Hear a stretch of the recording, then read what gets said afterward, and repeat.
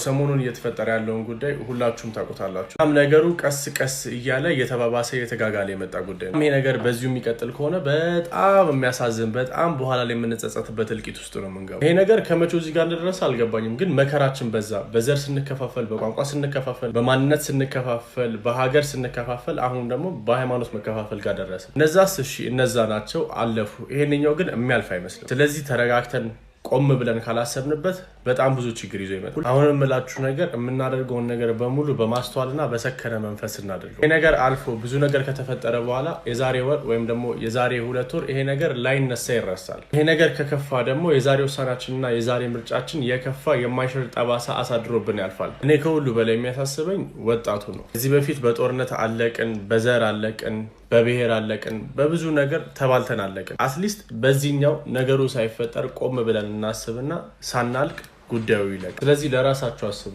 ኢትዮጵያ በዚህ ሰዓት ሰላምና አንድነቷ ይሻላታል። ከሁሉ በላይ ፍቅር